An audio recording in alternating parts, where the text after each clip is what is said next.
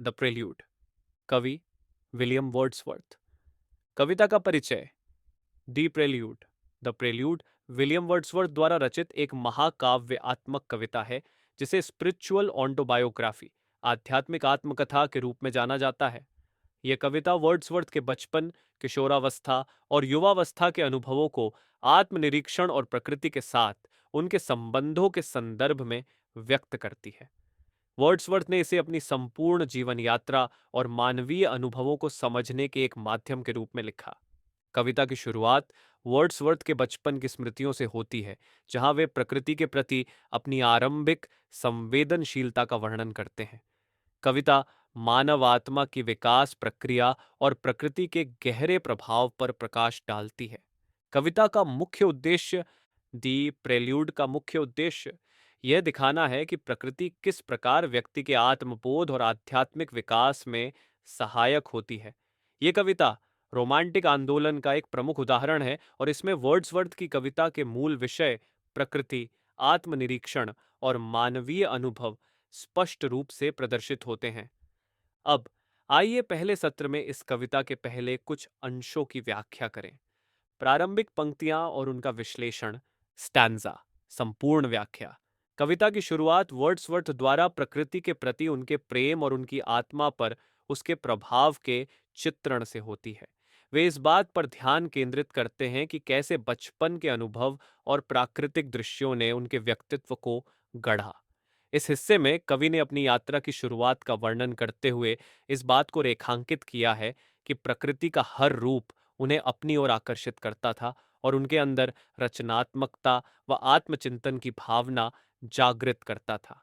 पंक्तियों की व्याख्या। Detailed explanation. O there is blessing in this gentle breeze. कवि इस पंक्ति में सौम्य हवा, जेंटल ब्रीज का उल्लेख करते हैं, जो प्रकृति के सौंदर्य और शांति का प्रतीक है। वर्ड्सवर्थ इस हवा में दिव्य आशीर्वाद का अनुभव करते हैं। इसका तात्पर्य यह है कि प्रकृति की सरलता और शुद्धता मानवीय आत्मा के लिए सांत्वना का स्रोत बनती है। A visit and that while it fans my cheek. यहाँ वह हवा उनके गालों को छूते हुए गुजरती है, जो उनके लिए प्रकृति की कोमलता और देखभाल का प्रतीक है। कवि इसे एक अतिथि, विजिटेंट के रूप में मानते हैं, जो उनके जीवन में शांति और प्रेरणा लेकर आती है। Doth seem half conscious of the joy it brings. यह पंक्ति दर्शाती है कि वह हवा मानो अपने साथ आनंद और सुख का संदेश लेकर आती है। कवि की धारणा है कि प्रकृति का हर तत्व उनकी खुशी में भागीदार है। अब हम द प्रेल्यूड की आगे की पंक्तियों और उनके अर्थ की विस्तार से व्याख्या करेंगे। अगले अंश की समग्र व्याख्या। इस अंश में वर्ड्सवर्थ अपने शुरुआती जीवन के अनुभवों का वर्णन करते हैं, जब वे प्रकृति के साथ जुड़ाव महसूस करते थे। प्रकृति उनके लिए केवल बाहरी सौंदर्य तक सीमित नहीं थी, बल्कि यह उनके आंतरिक विकास और सोच में गहराई लाने का माध्यम थी। वह प्रकृति को एक मार्गदर्शक और शिक्षक मानते हैं। पंक्तियों की व्याख्या। Detailed explanation.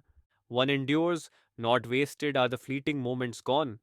यहाँ कवि ये कहते हैं कि समय भले ही बीत जाता है, लेकिन वह व्यर्थ नहीं होता। उनके अनुसार प्रकृति के साथ बिताए गए हर क्षण से व्यक्ति को कुछ न कुछ लाभ होता है, जैसे शांति, प्रेरणा और आत्मिक सुख। Imagination lifting up itself. कवि का मानना है कि प्रकृति व्यक्ति की कल्पना शक्ति को उन्नत करती है।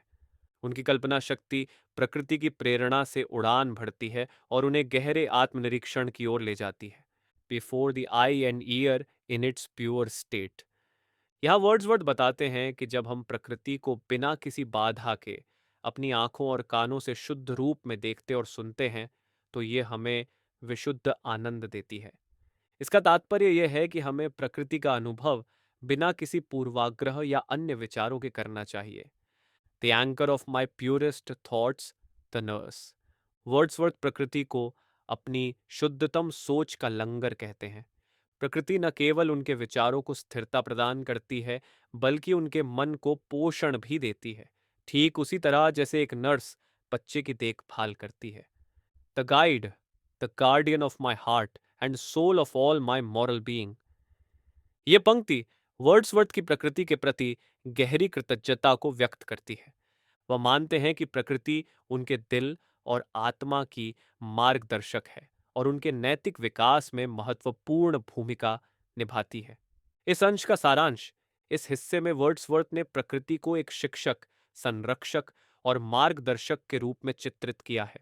उन्होंने यह दिखाने की कोशिश की है कि प्रकृति ने उनके नैतिक और आध्यात्मिक विकास को गहराई से प्रभावित किया। उनके जीवन की दिशा और उनके विचारों की शुद्धता प्रकृति से प्रेरित है। अब हम द प्रिल्यूड की अगली पंक्तियों और उनके अर्थ पर ध्यान केंद्रित करेंगे। इस भाग में वर्ड्सवर्थ ने प्रकृति के प्रभाव को और अधिक गहराई से समझाने का प्रयास किया है। अगले अंश की समग्र व्याख्या। इस अंश में वर्ड्सवर्थ प्रकृति को एक शक्तिशाली और अद्वितीय अनुभव के रूप में वर्णित करते हैं। वह बताते हैं कि कैसे प्रकृति ने उन्हें उनकी युवावस्था में आनंद, आश्चर्य और भय के मिश्रण का अनुभव कराया। यह अनुभव उन्हें गहराई से छूता है और उन्हें आत्मज्ञान और ब्रह्मांडीय शक्ति के करीब लाता है। पंक्तियों की व्याख्या। Detailed explanation. For I have learned to look on nature not as in the hour. कवि यहाँ बताते हैं कि उन्होंने प्रकृति को देखने का नया दृष्टिकोण विकसित किया है। पहले वे प्रकृति को केवल बाहरी रूप से देखते थे, लेकिन अब वे उसके गहरे अर्थ और प्रभाव को समझने लगे हैं। Of thoughtless youth but hearing often times. कवि स्वीकार करते हैं कि उनकी युवावस्था में वे प्रकृति के प्रति विचारहीन थे, लेकिन अब वे प्रकृति को सुनने, अर्थात उसकी गहराई और संदेश को समझने की कोशिश करते हैं। The still sad music of humanity. Wordsworth यहाँ प्रकृति की तुलना मानवता के मौन और उदास संगीत से करते हैं। इसका अर्थ है कि प्रकृति मानव जीवन की जटिलताओं और दुखों को प्रतिबिंबित करती है, लेकिन यह दुख भी सुंदर और सिखाने वाला है। नॉर हार्श नॉर ग्रेटिंग, दो ऑफ एम्पल पावर। कवि बताते हैं कि यह संगीत, प्रकृति का प्रभाव, कठोर या असहनीय नहीं है, बल्कि यह अपनी शक्ति के साथ भी कोमल और दिल को छूने वाला है। यह प्रकृति के द्वंद्व को दर्शाता है। वह शक्तिशाली है, फिर भी कोमल। To chasten and subdue. प्रकृति का उद्देश्य व्यक्ति को सुधारना और उसकी इच्छाओं को नियंत्रित करना है। वर्ड्सवर्थ के लिए प्रकृति आत्म संयम और नैतिकता का स्रोत बन जाती है। इस अंश का सारांश। इस हिस्से में वर्ड्सवर्थ प्रकृति को केवल आनंद प्रदान करने वाली शक्ति के रूप में नहीं, बल्कि एक गंभीर शिक्षक के रूप में चित्रित करते हैं। वह बताते हैं कि कैसे प्रकृति ने उन्हें अपनी भूलों से सबक सिखाया और उन्हें आत्म संयम और परिपक्वता का पाठ पढ़ाया। प्रकृति के साथ यह गहरा जुड़ाव उनकी जीवन दृष्टि को पूरी तरह से बदल देता है। अब द प्रेल्यूड की आगे की पंक्तियों और उनके अर्थ की व्याख्या करेंगे। इस खंड में वर्ड्सवर्थ प्रकृति की गूढ़ता और इसके द्वारा दिए गए जीवन के सबक पर गहराई से प्रकाश डालते हैं। अगले अंश की समग्र व्याख्या। यहाँ कवि प्रकृति के अद्भुत और भयावह पहलुओं का वर्णन करते हैं। वह बताते हैं कि प्रकृति न केवल आनंद और शांति प्रदान करती है, बल्कि उसमें एक रहस्यमय शक्ति भी है जो भय और सम्मान का भाव उत्पन्न करती है। यह अनुभव कवि को जीवन के बड़े सवालों और आत्मज्ञान की ओर ले जाता है। पंक्तियों की व्याख्या। Detailed explanation. There are in our existence spots of time. कवि यहाँ समय के विशेष क्षणों, स्पॉट्स ऑफ टाइम का उल्लेख करते हैं। यह ऐसे क्षण हैं जो जीवन में स्थायी प्रभाव छोड़ते हैं, जब व्यक्ति को प्रकृति या जीवन की गहरी समझ प्राप्त होती है। That with distinct preeminence retain. इन क्षणों की स्मृतियां हमेशा जीवंत रहती हैं और उनके जीवन में विशेष स्थान रखती हैं। यह कवि के जीवन को दिशा और अर्थ देने वाले क्षण हैं। अ रेनोवेटिंग वर्च्यू व्हेंस डिप्रेस्ड। ये क्षण कवि के भीतर नवीकरण, रिन्यूअल और पुनरुत्थान, रिबर्थ की भावना जगाते हैं। जब वे निराश होते हैं तो यही स्मृतियां उन्हें उत्साह प्रदान करती हैं। We may return to them in after years. कवि बताते हैं कि इन क्षणों की स्मृतियां जीवन भर बनी रहती हैं। जीवन के कठिन समय में यह अनुभव हमें मार्गदर्शन और प्रेरणा प्रदान करते हैं। It is the soul that sees, the outward eyes. यहाँ वर्ड्सवर्थ आत्मा की भूमिका पर जोर देते हैं। वह कहते हैं कि बाहरी आंखों से देखने की तुलना में आत्मा ही है जो चीजों की गहराई और सच्चे अर्थ को समझती है। Present no knowledge while the heart is dead. कवि इस पंक्ति में बताते हैं कि यदि हृदय या आत्मा जड़ अर्थात भावना शून्य है तो बाहरी अनुभव का कोई महत्व नहीं होता। यह प्रकृति और जीवन को समझने के लिए आंतरिक जागरूकता की आवश्यकता को दर्शाता है। इस अंश का सारांश। इस हिस्से में वर्ड्सवर्थ समय के विशेष क्षणों की बात करते हैं जो उनकी आत्मा को प्रेरणा और आनंद देते हैं। ये क्षण उन्हें उनके जीवन में एक गहरा नैतिक और आध्यात्मिक अर्थ प्रदान करते हैं। कवि का मानना है कि हमारी आत्मा और हृदय की जागरूकता ही हमें जीवन और प्रकृति का सही अर्थ समझने में सक्षम बनाती है। अब हम द प्रेल्यूड की अगली पंक्तियों और उनके अर्थ को विस्तार से समझेंगे। इस खंड में वर्ड्सवर्थ प्रकृति के अद्भुत अनुभवों और उनके व्यक्तित्व पर प्रभाव को और गहराई से व्यक्त करते हैं। अगले अंश की समग्र व्याख्या। यहाँ वर्ड्सवर्थ उस समय का वर्णन करते हैं जब उन्होंने प्रकृति को उसके शक्तिशाली और भयावह रूपों में अनुभव किया। इन अनुभवों ने उनके भीतर गहन आत्मनिरीक्षण और जीवन के प्रति एक नई जागरूकता को जन्म दिया। वे ये भी बताते हैं कि प्रकृति ने उनके भीतर अज्ञात भय और आदर का मिश्रण उत्पन्न किया जो उन्हें ब्रह्मांड की असीम शक्तियों का बोध कराता है। पंक्तियों की व्याख्या। Detailed explanation. There was a time when meadow, grove and stream. कवि अपने बचपन के दिनों को याद करते हैं जब हरियाली, बगीचे और नदियां उनके लिए केवल सौंदर्य और आनंद का स्रोत थीं।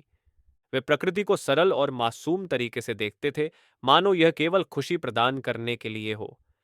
The earth and every common site. यह पंक्ति दिखाती है कि वर्ड्सवर्थ के लिए पृथ्वी और इसके सामान्य दृश्य भी अद्वितीय थे।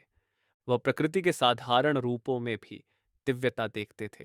To me did it seem apparelled in celestial light. Wordsworth कहते हैं कि बचपन में प्रकृति उन्हें दिव्य प्रकाश सेलेस्टियल लाइट से ढकी हुई प्रतीत होती थी। यह उनका यह मानना दर्शाता है कि बचपन की मासूमियत के साथ प्रकृति और अधिक जादुई प्रतीत होती है। The glory and the freshness of a dream. प्रकृति उस समय उनके लिए एक सुंदर स्वप्न की तरह थी जिसमें हर चीज नई और चमकदार लगती थी। यह वर्ड्सवर्थ के जीवन में प्रकृति के प्रति शुरुआती आकर्षण और उत्साह को व्यक्त करता है। It is not now as it hath been of yore. कवि अब यह स्वीकार करते हैं कि समय के साथ वह दृष्टिकोण और अनुभव बदल गए हैं। उनके बचपन की मासूमियत और प्रकृति के प्रति वह दिव्य दृष्टि अब वैसी नहीं रही। टर्न वेयरसोएवर आई मे, बाय नाइट और डे। कवि यहाँ कहते हैं कि चाहे दिन हो या रात, अब वे प्रकृति को वैसा दिव्य अनुभव नहीं कर पाते। यह परिवर्तन उनकी परिपक्वता और अनुभवों के कारण हुआ है। इस अंश का सारांश। इस खंड में वर्ड्सवर्थ अपने बचपन और वर्तमान के अनुभवों की तुलना करते हैं।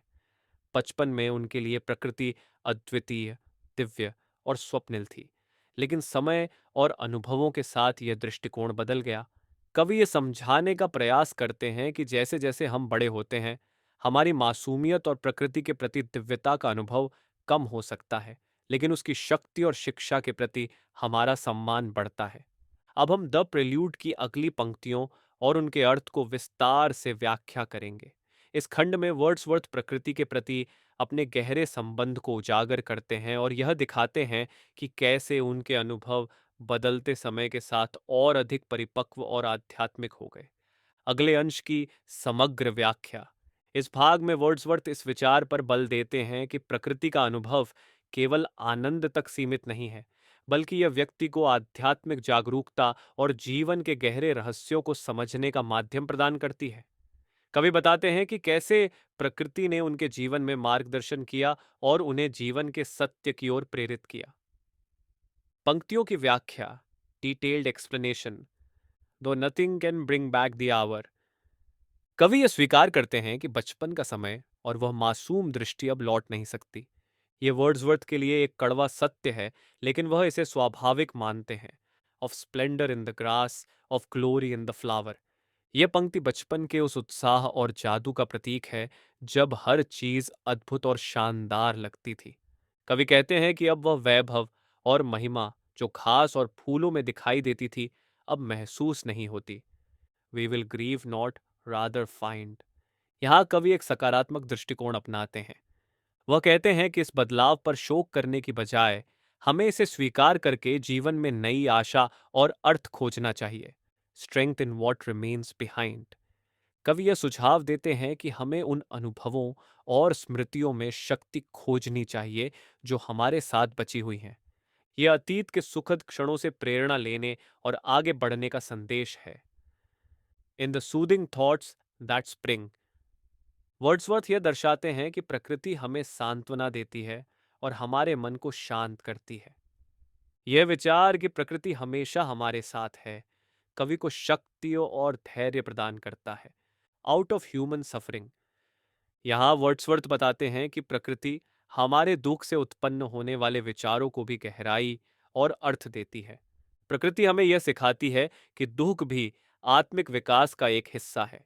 इस अंश का सारांश, इस खंड में वर्ड्सवर्थ इस तथ्य को स्वीकार करते हैं कि बचपन का समय और उसका जादू लौट नहीं सकता, लेकिन इसका अर्थ यह नहीं कि जीवन कम मूल्यवान हो गया है। प्रकृति अब भी उन्हें शक्ति, प्रेरणा और सांत्वना देती है। कवि बताते हैं कि दुख और अनुभव हमें परिपक्व बनाते हैं और जीवन के गहरे अर्थ को समझने में मदद करते हैं। अब हम द प्रेल्यूड की आगे की पंक्तियों की व्याख्या करेंगे, जिसमें वर्ड्सवर्थ प्रकृति के गहन प्रभाव और मानव आत्मा के विकास पर अपने विचारों को और अधिक स्पष्ट रूप से प्रस्तुत करते हैं। अगले अंश की समग्र व्याख्या, इस खंड में वर्ड्सवर्थ प्रकृति को एक शिक्षिका और मार्गदर्शक के रूप में चित्रित करते हैं। वह बताते हैं कि कैसे प्रकृति के साथ बिताए गए अनुभवों ने उनके नैतिक और आध्यात्मिक दृष्टिकोण को आकार दिया। यह अंश दिखाता है कि प्रकृति न केवल सुंदरता और आनंद का स्रोत है, बल्कि यह मानवीय आत्मा को परिपक्व बनाने वाली शक्ति भी है। पंक्तियों की व्याख्या, detailed explanation. Nor less I deem that there are powers, कवि मानते हैं कि प्रकृति में ऐसी शक्तियां मौजूद हैं जो मानवीय आत्मा पर गहरा प्रभाव डालती हैं। ये शक्तियां व्यक्ति के विचारों, भावनाओं और आचरण को प्रभावित करती हैं। Which of themselves our minds impress, Wordsworth ये कहते हैं कि प्रकृति की ये शक्तियां स्वाभाविक रूप से हमारे मन पर छाप छोड़ती हैं। इसका अर्थ यह है कि हमें प्रकृति से प्रेरणा लेने के लिए किसी विशेष प्रयास की आवश्यकता नहीं होती। That we can feed this mind of ours. यहाँ कवि बताते हैं कि प्रकृति हमारी आत्मा और विचारों के लिए भोजन के समान है। प्रकृति हमें मानसिक और आत्मिक ऊर्जा प्रदान करती है। इन अ वाइज पैसिवनेस, यह पंक्ति सार्थक निष्क्रियता, वाइज पैसिवनेस का विचार प्रस्तुत करती है। वर्ड्सवर्थ का मानना है कि कभी कभी केवल चुपचाप प्रकृति का अवलोकन करना और उसे महसूस करना हमें गहरे आत्मज्ञान तक ले जा सकता है। That beauty born of murmuring sound, कवि प्रकृति के सौंदर्य को उसके कोमल मर्मस्पर्शी ध्वनियों में पाते हैं। नदियों का कलकल, पत्तियों का सरसराना और पक्षियों का गीत, ऑल यह सौंदर्य का अनुभव कराते हैं। शैल नेवर डाई, वर्ड्सवर्थ मानते हैं कि प्रकृति का यह सौंदर्य कभी समाप्त नहीं होगा। यह हमारे भीतर स्थायी रूप से जीवित रहता है और हमें हमेशा प्रेरित करता है। इस अंश का सारांश, इस हिस्से में वर्ड्सवर्थ प्रकृति के शिक्षाप्रद और प्रेरणादायक गुणों को दर्शाते हैं। वह कहते हैं कि प्रकृति हमारे विचारों और आत्मा को गहराई से प्रभावित करती है। यह प्रभाव केवल आनंद तक सीमित नहीं है, बल्कि यह हमें ज्ञान और नैतिकता की ओर ले जाता है। वर्ड्सवर्थ ये भी कहते हैं कि प्रकृति का सौंदर्य कभी समाप्त नहीं होता, यह हमारे जीवन और स्मृतियों में हमेशा जीवित रहता है। अब हम द प्रेल्यूड की अगली पंक्तियों की व्याख्या करेंगे। इस खंड में वर्ड्सवर्थ प्रकृति के माध्यम से जीवन और ब्रह्मांड की व्यापकता के प्रति अपनी जागरूकता को उजागर करते हैं। वह इस बात पर बल देते हैं कि कैसे प्रकृति ने उन्हें गहरे नैतिक और आध्यात्मिक सबक दिए। अगले अंश की समग्र व्याख्या, यहाँ वर्ड्सवर्थ प्रकृति को केवल एक अनुभव या दृश्य तक सीमित नहीं रखते, बल्कि इसे जीवन की गहराई और उसके छिपे अर्थों तक पहुंचने का साधन मानते हैं। वह बताते हैं कि कैसे प्रकृति ने उन्हें भय, विस्मय और आत्मा की असीमता का अनुभव कराया। इन अनुभवों ने उनके दृष्टिकोण और जीवन के प्रति उनकी समझ को बदल दिया। पंक्तियों की व्याख्या, detailed explanation. There is a dark inscrutable workmanship, कवि प्रकृति को एक रहस्यमय और अज्ञेय शक्ति के रूप में देखते हैं। यह शक्ति हर जगह काम कर रही है, लेकिन इसे पूरी तरह समझा नहीं जा सकता। That reconciles discordant elements. प्रकृति की यह शक्ति विरोधी तत्वों को एक साथ जोड़ती है। इसका अर्थ है कि प्रकृति में विरोध और संतुलन दोनों साथ चलते हैं, जैसे जीवन और मृत्यु, प्रकाश और अंधकार, and makes them move in one society. कवि बताते हैं कि यह शक्ति सभी चीजों को एक समग्रता में बांधती है। यह प्रकृति की एकता और उसके सभी तत्वों के परस्पर संबंध को दर्शाता है। वेदर द माइंड, नेचर और द सोल इज चीफ। यहाँ कवि ये प्रश्न उठाते हैं कि मन, प्रकृति और आत्मा में कौन प्रमुख है। यह पंक्ति वर्ड्सवर्थ के विचारों की गहराई को दिखाती है, जहां वह इन तीनों के बीच संबंध का पता लगाने की कोशिश करते हैं। Is ours and for our sakes doth also live. कवि यह महसूस करते हैं कि यह सारी व्यवस्था मानव के लिए बनाई गई है। प्रकृति न केवल स्वतंत्र है, बल्कि यह मानव आत्मा के विकास में सहायक भी है। No thought embodied, no distinct relief. कवि स्वीकार करते हैं कि प्रकृति की यह रहस्यमय शक्ति स्पष्ट या ठोस रूप में नहीं दिखती। इसका मतलब है कि यह एक अमूर्त, एब्स्ट्रैक्ट शक्ति है जो केवल महसूस की जा सकती है। इस अंश का सारांश। इस खंड में वर्ड्सवर्थ प्रकृति की गहराई और उसके रहस्यमय तत्वों को समझाने का प्रयास करते हैं। वह इसे एक ऐसी शक्ति मानते हैं जो पूरी दुनिया को संतुलन में रखती है। यह शक्ति अज्ञेय है, लेकिन इसका प्रभाव हर जगह दिखाई देता है। कवि प्रकृति को मन, आत्मा और ब्रह्मांड के बीच सेतु के रूप में देखते हैं, जो मानव को जीवन के गहरे अर्थ तक पहुंचने में मदद करती है। अब हम द प्रील्यूड की अगली पंक्तियों की व्याख्या करेंगे, जिसमें वर्ड्सवर्थ प्रकृति की शक्तियों और उनके व्यक्तिगत अनुभवों के बीच संबंध को और अधिक गहराई से व्यक्त करते हैं। इस खंड में वर्ड्सवर्थ जीवन के संघर्ष, आत्मनिरीक्षण और प्रकृति से प्रेरित नैतिकता के बारे में विचार करते हैं। अगले अंश की समग्र व्याख्या। इस अंश में वर्ड्सवर्थ बताते हैं कि कैसे प्रकृति ने उनके जीवन में कठिन समय में उन्हें सहारा दिया। वह यह महसूस करते हैं कि प्रकृति केवल आनंद का स्रोत नहीं है, बल्कि यह हमें हमारे भीतर झांकने और अपने नैतिक कर्तव्यों को पहचानने की प्रेरणा भी देती है। कवि यह समझाते हैं कि प्रकृति का हर तत्व मानव आत्मा को गहराई और स्थिरता प्रदान करता है। पंक्तियों की व्याख्या, detailed explanation. Wisdom and spirit of the universe. कवि प्रकृति को ब्रह्मांड की बुद्धिमत्ता और आत्मा के रूप में संबोधित करते हैं। यह प्रकृति की दिव्यता और उसके सार्वभौमिक महत्व को दर्शाता है। Thou soul that art the eternity of thought। Wordsworth प्रकृति को विचार की अनंतता, इटर्निटी ऑफ थॉट, कहते हैं। इसका मतलब है कि प्रकृति हमारी सोच और कल्पनाओं को समय और स्थान से परे ले जाती है। That gives to forms and images a breath। कवि मानते हैं कि प्रकृति निर्जीव चीजों को भी जीवन प्रदान करती है। ये उनकी धारणा को दर्शाता है कि प्रकृति में हर चीज चेतन और जीवंत है, एंड एवरलास्टिंग मोशन। ये पंक्ति प्रकृति की निरंतर गतिशीलता और उसके अनंत चक्र का उल्लेख करती है। कवि के अनुसार यह गति जीवन का प्रतीक है जो कभी रुकती नहीं। Not in entire forgetfulness. कवि ये कहते हैं कि हमें प्रकृति के साथ अपने संबंध को कभी नहीं भूलना चाहिए। यह प्रकृति और मानव जीवन के बीच गहरे जुड़ाव का प्रतीक है। And not in utter nakedness. Wordsworth यह मानते हैं कि हमारा जीवन न तो पूरी तरह से अकेला है और न ही अर्थहीन। प्रकृति हमें उद्देश्य और आश्रय प्रदान करती है। But trailing clouds of glory do we come. यह पंक्ति बताती है कि मानव जीवन दिव्यता और आध्यात्मिक महिमा के साथ जुड़ा हुआ है। यह दर्शाता है कि हम इस धरती पर ईश्वरीय उद्देश्य के साथ आते हैं। इस अंश का सारांश। इस खंड में वर्ड्सवर्थ प्रकृति को ब्रह्मांडीय शक्ति और मानव जीवन की दिव्यता के रूप में प्रस्तुत करते हैं। वह बताते हैं कि प्रकृति हर चीज को जीवंत बनाती है और मानव आत्मा को स्थायी दिशा प्रदान करती है। वर्ड्सवर्थ ये भी मानते हैं कि हम सभी एक उच्च शक्ति से जुड़े हैं और प्रकृति इस संबंध को महसूस करने का माध्यम है। अब हम द प्रेल्यूड की अगली पंक्तियों और उनके अर्थ को विस्तार से समझेंगे। इस खंड में वर्ड्सवर्थ अपने आत्मनिरीक्षण और प्रकृति के माध्यम से प्राप्त गहन अनुभवों को और अधिक गहराई से उजागर करते हैं। वह इस बात पर बल देते हैं कि कैसे प्रकृति ने उनके नैतिक, भावनात्मक और आध्यात्मिक विकास में योगदान दिया। अगले अंश की समग्र व्याख्या।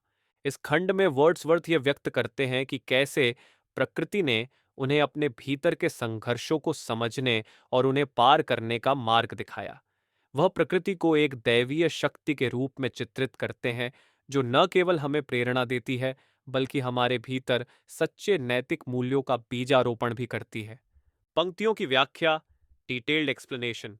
Hence in a season of calm weather, कवि बताते हैं कि शांत मौसम, काल्म वेदर में वे प्रकृति के साथ जुड़ाव महसूस करते हैं। इसका मतलब यह है कि जब बाहरी और आंतरिक वातावरण शांत होता है, तो व्यक्ति प्रकृति के साथ गहरे संबंध का अनुभव करता है। Though inland far we be, Wordsworth यह स्वीकार करते हैं कि भले ही वे समुद्र से दूर हैं, फिर भी वे प्रकृति की व्यापकता और गहराई को महसूस कर सकते हैं। यह प्रकृति की सर्वव्यापकता का संकेत है। Our souls have sight of that immortal sea. कवि का मानना है कि हमारी आत्मा उस अमर समुद्र, इमोर्टल सी, को देख सकती है। यह समुद्र मानव अस्तित्व के स्रोत और ब्रह्मांडीय शक्ति का प्रतीक है। Which brought us hither. यह समुद्र वह है जिसने हमें इस दुनिया में लाया है। इसका अर्थ यह है कि हमारी आत्मा दिव्य है और यह ब्रह्मांडीय शक्ति से उत्पन्न हुई है। Can in a moment travel thither. कवि कहते हैं कि हमारी आत्मा किसी भी क्षण उस दिव्यता की ओर लौट सकती है। यह हमारे भीतर की असीमता और प्रकृति के साथ हमारे गहरे संबंध को दर्शाता है। And see the children sport upon the shore. कवि प्रकृति के साथ बच्चों के सहज संबंध का उल्लेख करते हैं। यह बच्चों की मासूमियत और प्रकृति के प्रति उनकी सहज समझ को दर्शाता है। And here the mighty waters rolling ever more. यह पंक्ति प्रकृति की निरंतरता और उसकी विशालता का प्रतीक है। कवि यह दिखाते हैं कि प्रकृति कभी रुकती नहीं, बल्कि हमेशा गतिमान और जीवंत रहती है। इस अंश का सारांश। इस खंड में वर्ड्सवर्थ यह कहते हैं कि प्रकृति मानव आत्मा को उसकी दिव्यता और अनंतता का एहसास कराती है। वह बताते हैं कि हमारी आत्मा हमेशा उस स्रोत की ओर लौटने के लिए तत्पर रहती है जहां से वह आई है। प्रकृति के माध्यम से हम जीवन की स्थायित्व, नैतिकता और दिव्यता को महसूस कर सकते हैं। अब हम द प्रेल्यूड की आगे की पंक्तियों और उनके अर्थ की व्याख्या करेंगे। इस खंड में वर्ड्सवर्थ प्रकृति के दैवीय प्रभाव और मानव आत्मा की शक्ति के बीच के संबंध को और अधिक स्पष्ट करते हैं। कवि यह दर्शाते हैं कि कैसे प्राकृतिक अनुभवों ने उनके व्यक्तित्व और विचारों को आकार दिया। अगले अंश की समग्र व्याख्या। इस अंश में वर्ड्सवर्थ जीवन के अनुभवों और प्रकृति के प्रभाव के माध्यम से आत्मा के विकास को चित्रित करते हैं। वह बताते हैं कि बचपन के दिनों में उनके द्वारा अनुभव की गई प्रकृति की शक्ति ने उन्हें जीवन के गहरे रहस्यों को समझने और अपनी कल्पना शक्ति को विकसित करने में मदद की। पंक्तियों की व्याख्या, डिटेल्ड एक्सप्लेनेशन। देन सिंग ये मेडो, स्ट्रीम एंड ग्रोव। वर्ड्सवर्थ प्रकृति के विभिन्न तत्वों को गाने और उत्सव मनाने के लिए आमंत्रित करते हैं। यह दिखाता है कि कवि के लिए प्रकृति के हर हिस्से में एक अद्वितीय संगीत और जीवन है। And thou too, spirit of the hills. कवि पहाड़ियों की आत्मा को संबोधित करते हैं, जो उन्हें प्रेरणा और शक्ति देती है। यह पंक्ति दिखाती है कि वर्ड्सवर्थ हर प्राकृतिक तत्व में एक आध्यात्मिक उपस्थिति महसूस करते हैं। And let the misty mountain winds. कवि पर्वतीय हवाओं को उनकी यात्रा में मार्गदर्शन और ऊर्जा देने के लिए बुलाते हैं। यह हवाएं उनके लिए प्रकृति की विशालता और गहराई का प्रतीक है। Be free to blow against me. कवि हवाओं को स्वतंत्र रूप से बहने देने की इच्छा व्यक्त करते हैं। यह दर्शाता है कि कवि प्रकृति की शक्तियों को पूरी तरह से स्वीकार करते हैं, चाहे वह सुखद हो या चुनौतीपूर्ण। Call forth for tuneful words and still. कवि प्रकृति से गीतमय शब्दों और शांति के लिए अनुरोध करते हैं। ये उनकी कविता के लिए प्रेरणा और उनके मन को शांति देने की प्रकृति की क्षमता को दर्शाता है। With glittering countenance, elate. यहाँ कवि प्रकृति को आनंद और दिव्यता के प्रतीक के रूप में चित्रित करते हैं। प्रकृति की चमकती हुई उपस्थिति कवि के लिए प्रेरणा और उत्साह का स्रोत है। इस अंश का सारांश। इस खंड में वर्ड्सवर्थ प्रकृति के साथ अपने गहरे संबंध और उसके प्रेरक प्रभाव को उजागर करते हैं। वह दिखाते हैं कि कैसे प्रकृति हर रूप में एक दैवीय शक्ति है जो उनकी आत्मा को सशक्त बनाती है और उनकी कविताओं को ऊर्जा प्रदान करती है। उनके लिए प्रकृति न केवल बाहरी सौंदर्य का स्रोत है, बल्कि यह आत्मा की गहराई को छूने वाली एक अनंत शक्ति भी है। अब हम द प्रेल्यूड की आगे की पंक्तियों और उनके अर्थ की व्याख्या करेंगे। इस खंड में वर्ड्सवर्थ प्रकृति की शक्ति को व्यक्ति के आंतरिक संघर्ष और आत्मा के उत्थान के संदर्भ में प्रस्तुत करते हैं। वह प्रकृति को आत्मा के शुद्धिकरण और मानव जीवन की जटिलताओं को समझने का माध्यम मानते हैं। अगले अंश की समग्र व्याख्या। इस भाग में वर्ड्सवर्थ ने यह व्यक्त किया है कि प्रकृति केवल आनंद प्रदान करने वाली शक्ति नहीं है, बल्कि यह हमें जीवन के गहरे सत्य और हमारे भीतर छिपी हुई कमजोरियों को उजागर करने में मदद करती है। प्रकृति हमें न केवल सिखाती है, बल्कि हमारे व्यक्तित्व को एक नई दिशा और उद्देश्य भी देती है। पंक्तियों की व्याख्या, detailed explanation, the voice of mountain torrents और द विजिबल सीन। वर्ड्सवर्थ उन ध्वनियों और दृश्यों का वर्णन करते हैं जो पहाड़ी जलधाराओं से उत्पन्न होती हैं। यह प्रकृति के अद्भुत और गतिशील स्वरूप को दर्शाता है, जो उनकी आत्मा में गहराई से प्रभाव डालता है। Would enter unawares into the heart. कवि कहते हैं कि ये दृश्य और ध्वनियां अनजाने में उनके हृदय में प्रवेश कर जाती है। इसका मतलब यह है कि प्रकृति का प्रभाव स्वाभाविक है। यह बिना किसी प्रयास के हमारे भीतर जगह बना लेती है। With all its solemn imagery and sounds. यहाँ कवि प्रकृति की गंभीरता और भव्यता का वर्णन करते हैं। यह दर्शाता है कि प्रकृति के हर रूप में एक गहन अर्थ और प्रेरणा छिपी होती है। The Horizons utmost boundary, far of trees. Wordsworth प्रकृति के विस्तार का वर्णन करते हैं, जैसे क्षितिज और दूरस्थ वृक्ष। ये उनकी कल्पना और आत्मा को असीमितता का अनुभव कराता है। And not a voice was idle with the din. कवि यहाँ बताते हैं कि प्रकृति में हर ध्वनि अर्थपूर्ण और जीवंत है। इसका मतलब है कि प्रकृति का हर तत्व संवाद कर रहा है, हमें कुछ सिखा रहा है। और waters, winds and leaves all there motion. कवि नदियों, हवाओं और पत्तियों के चलने की ध्वनियों का वर्णन करते हैं। यह प्रकृति की निरंतरता और उसकी गतिशीलता को दर्शाता है। And calmness too, and shall we not forget. वर्ड्सवर्थ ये पूछते हैं कि क्या हम प्रकृति की इस शांति और संतुलन को अनदेखा कर सकते हैं। वह यहाँ मानव जीवन में प्रकृति की आवश्यकता को उजागर करते हैं। इस अंश का सारांश। इस खंड में वर्ड्सवर्थ ने प्रकृति के प्रभाव को उसकी ध्वनियों, दृश्यों और गतिशीलता के माध्यम से व्यक्त किया है। वह बताते हैं कि प्रकृति केवल बाहरी सौंदर्य नहीं है, बल्कि यह हमारी आत्मा को प्रभावित करने वाली एक गहन शक्ति है। यह शक्ति हमें न केवल प्रेरणा देती है, बल्कि हमें जीवन के गहरे अर्थ और हमारी कमजोरियों को पहचानने का अवसर भी प्रदान करती है। अब हम द प्रेल्यूड की आगे की पंक्तियों की व्याख्या करेंगे, जहां वर्ड्सवर्थ प्रकृति के गहरे प्रभाव और उसके द्वारा सिखाए गए जीवन के सबक को और अधिक स्पष्ट रूप से उजागर करते हैं। अगले अंश की समग्र व्याख्या। इस खंड में वर्ड्सवर्थ ने प्रकृति को एक शिक्षक और मार्गदर्शक के रूप में प्रस्तुत किया है। वह इस बात पर जोर देते हैं कि कैसे प्रकृति ने उन्हें नैतिकता, आत्मसंयम और आंतरिक शांति का महत्व सिखाया। कवि अपने बचपन और युवावस्था के अनुभवों का वर्णन करते हुए बताते हैं कि इन अनुभवों ने उनके व्यक्तित्व और जीवन दृष्टि को कैसे आकार दिया। पंक्तियों की व्याख्या, detailed explanation of melancholy that springs out of the ground. Wordsworth ये बताते हैं कि प्रकृति कभी कभी उदासी या गहरी सोच का अनुभव कराती है। ये उदासी केवल दुख नहीं है, बल्कि ये आत्मनिरीक्षण और गहरे जीवन संदर्भों को समझने का माध्यम है। With all things and their science brought home to me. कवि का कहना है कि प्रकृति की हर चीज और उसके संकेत उनके दिल और दिमाग को गहराई से छूते हैं। इसका अर्थ है कि प्रकृति के हर अनुभव में एक संदेश छिपा होता है। Even in their very motion there was rest. यह पंक्ति प्रकृति के अद्भुत द्वंद्व को दर्शाती है। कवि बताते हैं कि प्रकृति की गति, जैसे हवा का चलना या पानी का बहना, में भी एक शांति है। A knowledge which is not to be told.